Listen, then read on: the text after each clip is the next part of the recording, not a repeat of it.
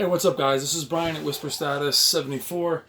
This is going to be one of those psychology videos. It's going to be rather long, so if you're not a fan of the long videos, then just click off now.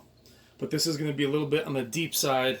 The channel is kind of all over the place. Sometimes it's fun, sometimes it's comedy-based, technology-based. Otherwise, it's just discussion. Today, we're doing a little talk about the panel lottery. And the comments that I'm getting every couple days take me back to my own bad experiences with returning 11 displays and settling on a 12th. Now I'm going to read you a comment from somebody in the channel, Sentinel 316. This video is for you, buddy. This is his comment. Hey bro, how are you doing? 2 days ago I got my third 900F and my enjoyment didn't last long as I found yet again a dead pixel and the local dimming is not working properly, as I can notice black bars in CinemaScope movies to gray on full brightness and an HDR is quite severe. Wish me luck now if I found a new 930 online, which is going to be my 6th or 7th one, and I will return my 900F tomorrow. So, why read this? The panel lottery is for real. A lot of you guys have been through it, but what I want to talk about is the stress that it causes. Other than, let's reference the term real world problems is what people will say to you. I have a million people say to me, oh, you're returning a TV, what's the big deal? I mean, get over it, relax. And most people find it silly that you're stressing over what's basically an appliance. And why do the video? Well, the video is a lot of you and myself found it to be a very real stress. Regardless of your financial situation or your job or what's happening with the health of your family, your children, your marriages, your relationships. The reason real world problems affect us so much is simply because they're not supposed to be as prominent in our life, meaning it's not supposed to be a big deal. However, the things that are supposed to work properly, whether it's TVs, your washing machine, going on vacation, we don't put as much emphasis on them to just function as they should. However, when they don't, it can knock you completely off. You're ready for something bad to happen in your life. You're strong. You can survive real problems. It's these issues where you're supposed to be home, relaxing. You've spent money. You've researched to death. You're ready to sit down, and then something creeps up. Be it a dead pixel, it doesn't work, it doesn't start. Flashlighting, edgelit bleed, line across the screen, vertical, horizontal banding. I know these things intimately. I started the channel for this reason. It was a terrible year. And I don't have to share exactly how my life has been, or I don't know how your life has been, but as ridiculous as this sounds, it can become a real hardship. Not only does it take away time from your friends, family, and job, between researching, purchasing, finding ways to budget the item, going to the store, talking to the salespeople, buying it, then having it delivered, setting aside the time to have it delivered and get it properly, be there for that 10-hour window they give you. Then to have it, unpack it, have a friend of yours help you put it on the wall or hang it or whatever you do.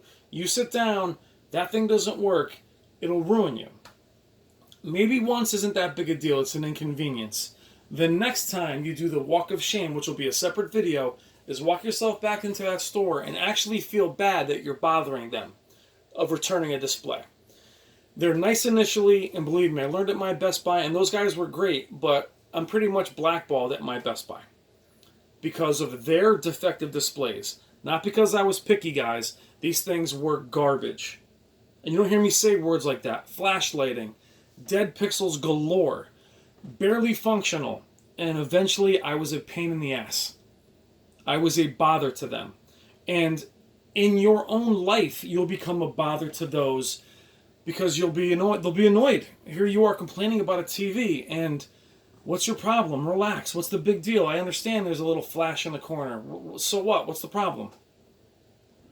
Now, if you're one of those people that goes and buys a TV, doesn't care what model it is, throws it up on the wall, then this video is not for you. And if you're passing by this channel for the first time and you think I'm just ranting, this video is not for you either. This video is for you guys out there that have had defective displays, or you're about to buy a display and you're wondering why you literally are feeling borderline depressed about it. So your first display goes back. You take the walk of shame that we've talked about. You're trying to be nice, you're trying to be friendly, even though you're the one that's been inconvenienced. Now, I'm not somebody who enjoys conflict, guys, but there is a part where you need to be polite but firm. We'll do a separate video on this. However, you return your display. They can look at the pictures, and I would suggest you take pictures of all your displays and videos, whatever, just to prove to them. Even knowledgeable salesmen will look at you and say, I don't know. That seems normal. It's their job to do so. So you return the next one. Now you're without a display for 2 or 3 weeks before they ship you another because they don't carry inventory. There is very little inventory, by the way, these days. So you wait. You take off another day from work. You set aside the time. Someone's got to be there for delivery. Now, again, you have 2 separate delivery guys. Now, 4 altogether. You're probably tipping the drivers. These other guys are complete strangers. They're in your home yet again. You go through the entire process. Now, this is going to sound redundant. You get to 10, 11 times, and you will spend $400 just tipping the drivers. But it's the stress. It's the performance anxiety of sitting down here, putting it on, and hoping it works. It's like a bad knee when you're playing freaking football. You hope it doesn't give out on you. You're sitting down here in the room, you're watching it, you're nice and relaxed on the 2 minutes of free time you have between your 2 jobs, or your night job, your day job, or your children, and there's a blue line down the screen, which is what I had happen to my $10,000 display. And it becomes a stress. Not only that is then you abandon one display and you start to move your way up more expensive. You go from a 65-inch 930E to a 75-inch 900E, from a 900E to a Z9D. Now you're all over the map and you're trying to tell your partner, your husband, your wife, your roommates, we're going to spend a little bit more money just to move up.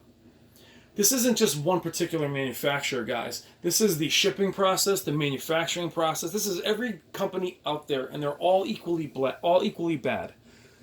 LG, for the longest time, wouldn't even admit burn-in was real, even though they knew it in the technology. Samsung sat here with my KS9800 and said it was too expensive to replace, even though I was in the window. So why do the rant? If you're going through this, I want you to understand you're not being a fool by being bummed out or not even being able to sleep. You're afraid to take an update. You're on your 3rd, you're on your 4th. But I will tell you, and this is what this video is all about. 1, forgive yourself for feeling bummed out about a TV. These are huge purchases. I don't care if they're $200 and it's a monitor for you, or they're $10,000 and it's your big purchase. You will not be buying another one of these in a few months.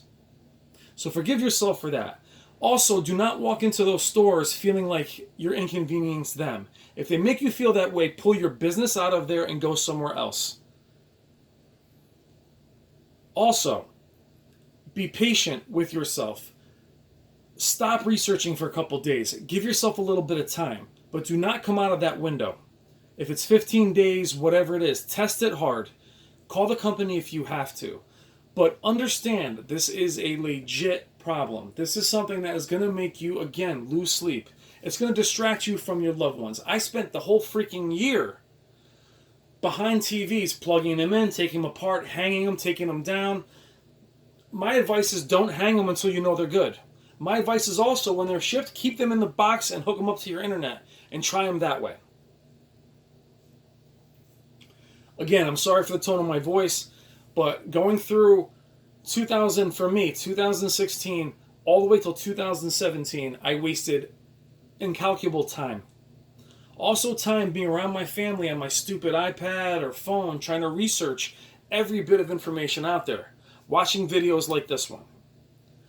But all I'm saying is you're not alone in this, but do not take anything from Amazon. Pull your business out. Take a breather then, but definitely, without a doubt, do not settle for dead pixels. Do not settle for edge-lit bleed. Slight blooming is normal, guys. Do not settle for burn-in. Be polite, be firm. Do not take "it's normal" for an answer. This is my panel lottery rant, but going through it is a legit problem, and you shouldn't be frustrated with yourself. Sentinel, I wish you luck. Let me know if I can help you in any way. And for anybody else out there going through panel lottery, let me know if I can help you in any way. But I'm sorry for my rant, but it's just happening way too often to too many of you. But forgive yourself if you're frustrated and you're feeling down about it, because it's awful. All right, guys. Thank you as always for letting me rant, and let me know what you think in the comments. Take care.